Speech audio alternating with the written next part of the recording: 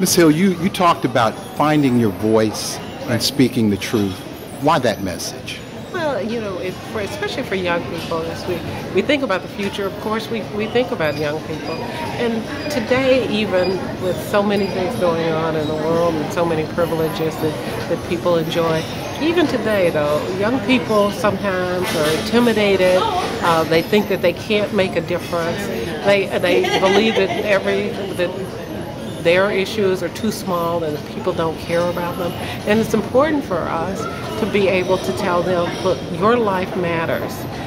It's not that you're trying to crusade necessarily to change the world, but you're one individual who wants to speak about your experience because it's important. And that's, I think, what it means to find your voice and to speak out on behalf of yourself and other people who are like you. And you'll find that there are lots of people who have that experience and that feeling. And you were speaking, it seems, from your own experience, clearly, and being able to talk no matter what happened to you 20 years ago. Well, absolutely. I believed when I went into those hearings, and in part I was somewhat isolated, but I believe, you read the polls and you think 7 out of 10 people think you're a liar, or they disagree with you, or for whatever reason believe you should not have come forward. And it's isolating to be in that position. But what I learned afterwards is that I wasn't alone, and that there were so many people out there who responded. They wrote me letters, they supported me. Fortunately, I had a small group of people around me during the time who supported me. Mm-hmm. That doesn't happen for everyone.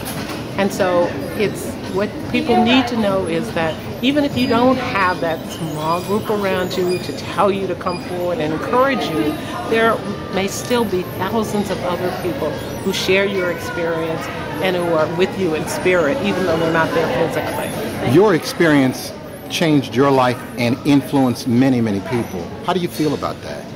I'm privileged. I am privileged to have not necessarily to have had to speak before the Senate Judiciary Committee, but I am privileged to have an opportunity to influence things that people hadn't spoken about before, to give voice to an experience that a lot of people had but had dared not talk about. It wasn't what I set out to do. I really set out to talk about one person's qualification to be on the bench. It evolved into that because what I was talking about was important to people all over the country. And that's what I will be remembered for, I hope.